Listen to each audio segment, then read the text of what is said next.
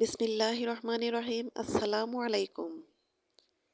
কেমন আছেন আমার প্রিয় বন্ধুরা? আশা করি যে যেখানে যে অবস্থানেই থাকুন না কেন অনেক অনেক ভালো আছেন, সুস্থ আছেন। আমিও আল্লাহর অশেষ রহমতে আপনাদের সকলের দয়ায় আলহামদুলিল্লাহ ভালো আছি। কাছে কিংবা দূরে, দেশ ও দেশের বাহির থেকে যে যেখান থেকে এই মুহূর্তে আমার এই ভিডিওটা দেখতেছেন, আমার এই ভিডিওটার সাথে যুক্ত আছেন, তাদের সবার প্রতি রইল আমার মন থেকে অনেক অনেক দোয়া এবং আন্তরিক ভালোবাসা। সেই সাথে জানাই পবিত্র মাহে রমজানের শুভেচ্ছা।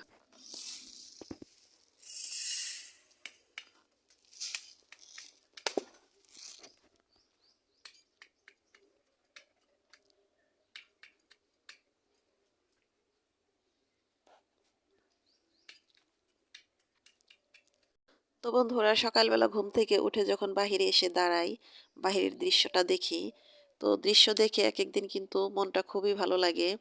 মনটা যদিও খারাপ থাকে ভালো হয়ে যায়। আবার কোনো কোনো দিন হঠাৎ করে মনটা কেন যেন খারাপ হয়ে যায়। তো প্রকৃতির সাথে মিলে মনটা এরকম হয় না কি হয় আমি এটা বুঝি না। তো এই জিনিসটা আমি খুব মন দিয়ে উপলব্ধি করতে পারি। তো আজকে সকালবেলা ঘুম থেকে উঠে যখন আমি আমার গাছপালার দিকে তাকাই, তখন আমার মনটা খুব ভালো হয়ে যায়। কারণ আমার প্রত্যেকটা গাছে কিন্তু আমের মুকুল এসে ভরে গেছে। সেই দৃশ্যটা দেখে খুব ভালো লাগলো। তো একা একাই ভাবলাম যে আল্লাহ পাকের কত বড় একটা নিয়ামত। এই মাটিতে কত কত সুন্দর সুন্দর জিনিস আল্লাহ পাক তৈরি করে দিয়েছেন। তো একটু মনোযোগ সহকারে সেই জিনিসগুলো একটু গভীরভাবে চিন্তা করলাম, আমার খুব ভালো লাগলো। তো বন্ধুরা, আজকে অনেক ছোট্ট একটা ভিডিও নিয়ে আমি আপনাদের সামনে হাজির হয়েছি। তো অন্য ধারায় ভিডিও করার চেষ্টা করতেছি। কারণ এক ধারার ভিডিও আপনারা দেখতে দেখতে হয়তো ভোর হয়ে যাইতেছেন। আপনারাও ভোর হইতেছেন, আমারও ভালো লাগে না। আমারও মন চায় যে আমি এক এক রকম এক এক দিন ভিডিও আপনাদের সাথে উপস্থাপন করি। তো আজকে আমি বাহিরে খোলামেলা পরিবেশে একটু রান্না করব। তো খোলামেলা পরিবেশে রান্না করতে ভালোই লাগে, কিন্তু এটা গোছগাছের অনেক ব্যাপার-স্যাপার আছে। তো সাথে যদি ক্যামেরাম্যান ভালো থাকে তাহলে কিন্তু করতে ভালোই লাগে। তো আমার তো ক্যামেরাম্যানের অভাব। তো তানভীরকে বলেছিলাম যে আমার সাথে একটু ভিডিও করবা। তো ও যে কোথায় গেছে ওকে খুঁজে পেলাম না।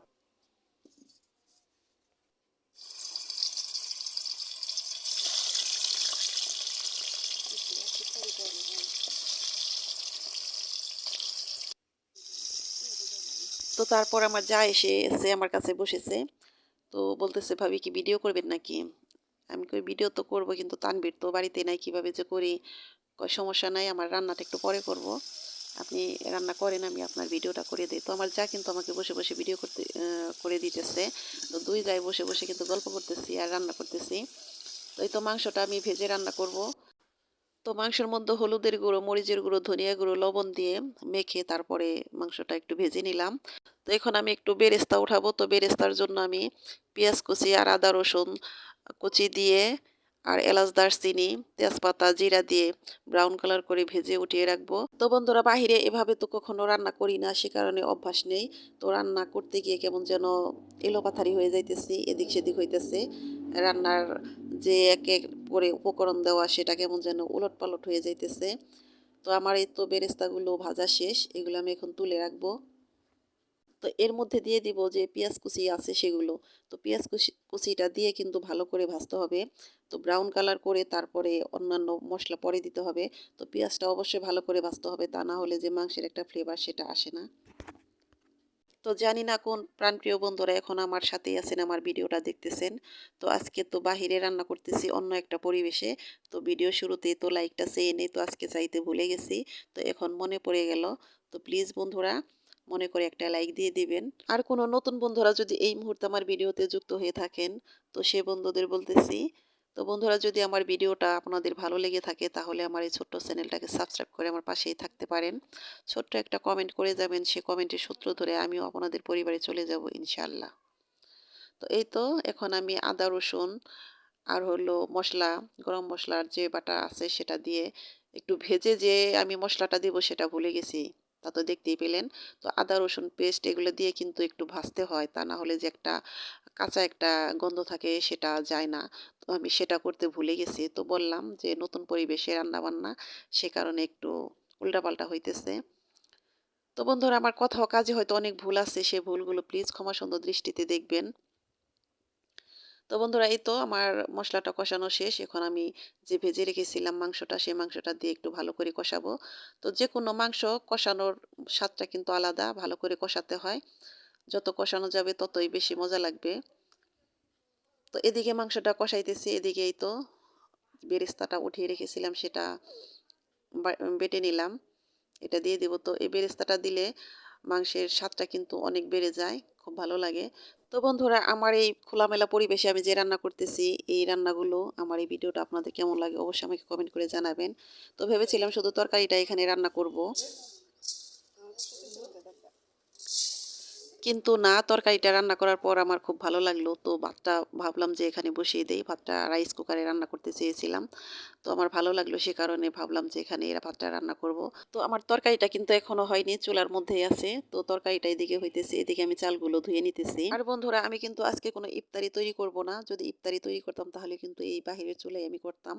তো আগামীকাল যদি সম্ভব হয় তাহলে ইফতারি তৈরি করব। তো এই চুলাতেই করব, বাহিরেই করব, সেটা আমি আপনাদের সাথে শেয়ার করব। তো বন্ধুরা আরেকটি কথা সেটা হলো এই যে মাটির পাতিল দেখতেছেন, মাটির হাঁড়ি ভাত রান্না করব। এই মাটির হাঁড়ির বয়স মনে হয় যে 15-16 বছর হয়ে গেছে। কারণ আমার ছোট ছেলে হওয়ার অনেক আগের এই পাতিলটা আমি দেখেছি। তো আমি যখন বাবার বাড়িতে যাইতাম তখন আমার দাদি শাশুড়ি আর আমার জ্যাঠা শ্বশুর 2 জন মানুষ বাড়িতে থাকতো। তো আমার দাদি শাশুড়ি তখন এই মাটির পাতিলে ভাত রান্না করে 2 জন খাইতো। তো আমি তো তখন মাটির পাতিল ওইভাবে ব্যবহার করতে পারিনি। মাটির জিনিস ব্যবহার করলে দেখা গেছে হাতে থেকে পড়ে ভেঙে গেছে, সে কারণে এই মাটির জিনিসগুলো আমি খুব কম ব্যবহার করতাম। আর আমার দাদি শাশুড়ি কিন্তু এই মাটির জিনিস রান্না করতে বেশি পছন্দ করে। তো আমি আর বিয়ের পর আমি এসে দেখেছি সে মাটির পাতিলে ভাত রান্না করতো, মাটির পাতিলে তরকারি রান্না করতো, দুধ জাল দিত, সব কিছু মাটির পাতিলে করতো। তো দেখতে খুব ভালো লাগতো। তো আমার জ্যাঠা শ্বশুর মারা যাবার পর তারপরে আর এই পাতিলে কখনো ভাত রান্না করা হয়নি। তো গত 10 বছর আগে আমার জ্যাঠা শ্বশুর মারা গেছেন। তো আমার জ্যাঠা শ্বশুর আমাকে খুব ভালোবাসতেন, খুব আদর করতেন। তিনি অনেক ভালো মনের একজন মানুষ ছিলেন। তো আপনারা সবাই আমার জ্যাঠা শ্বশুরের জন্য দোয়া করবেন। এই দোয়াটা আমি আপনাদের কাছ থেকে জোর করে চেয়ে নিতেছি। এদিকে আমার চাল ধোয়াও রেডি হয়ে গেছে, এদিকে আমার তরকারিটা কিন্তু হয়ে গেছে। তো এখন আমি তরকারিটা নামিয়ে ভাতটা বসিয়ে দিলাম। তো বাহিরে খোলামেলা পরিবেশে আমি যে রান্না করতেছি আমার কিন্তু খুবই ভালো লাগতেছে। তো ভাতটা বসিয়ে দিয়ে কিন্তু আমি অনেক কাজ করে নিতেছি। বাহিরে কাপড় চোপড় ছিল, তারপরে ঘরের ভিতরে গিয়ে ইফতারি রেডি করে রেখে এসেছি। এদিকে আমার ভাতগুলো টকবগিয়ে ফুটতেছে। তো মাটির হাঁড়িতে ভাত রান্না করতেছি আর সেই আগের দিনের কথা বারবার মনে পড়ে যাইতেছে। তো তার কারণ হলো এই তো এই মাটির হাঁড়ি। তো এই মাটির হাঁড়িতে যদি আমি ভাত রান্না না করতাম তাহলে হয়তো আমার এত কথা মনে পড়তো না। তো স্মৃতি তো স্মৃতি, কিছু কিছু স্মৃতি আছে সেগুলো মনে পড়লে খুব ভালো লাগে, আবার কিছু কিছু স্মৃতি আছে সেগুলো মনে পড়লে মনে অনেক কষ্ট বাড়ে। তো ভালোবাসার মানুষ, কাছের মানুষগুলো যদি এভাবে হারিয়ে যায়, দূরে চলে যায়, তাহলে যে কি কষ্ট লাগে সেটা যারা হারিয়েছেন তারাই বুঝতে পারবেন। তো আমার বাবাকে আমি আমার বিয়ের অনেক আগেই হারিয়েছি। তো বিয়ের পর শ্বশুর, জ্যাঠা শ্বশুর সবই পেয়েছিলাম। তো জ্যাঠা শ্বশুর আমাকে অনেক আদর করত। তো শুধু আমাকে নয় আমার দুটো ছেলেকেও সে এত আদর করত, মনে হইতো যে আমার দুটি ছেলে তার কলিজার টুকরা, এতটা ভালোবাসা দিত। তো যাই হোক বন্ধুরা, এত দুঃখের কথা আর নাই বললাম। কষ্টের কথা বললে আরো কষ্ট আরো দ্বিগুণ বেড়ে যায়। তো আমার জ্যাঠা শ্বশুরের জন্য আপনারা সবাই দোয়া করবেন, সে যেন জান্নাতবাসী হয়। আমার জ্যাঠা শ্বশুর কিন্তু বিয়ে করেছিলেন না। তার ছেলে মেয়ে স্ত্রী কিছুই কিন্তু ছিল না। আমরাই ছিলাম তার সব। তো যাই হোক বন্ধুরা, আর কোনো কথা নয়। কথা বললে কথার কোনো শেষ নেই। তো সবাইকে পবিত্র মাহে রমজানের শুভেচ্ছা জানিয়ে আজকের মতো এখানেই বিদায় নিলাম। তো আল্লাহ হাফেজ। আসসালামু আলাইকুম।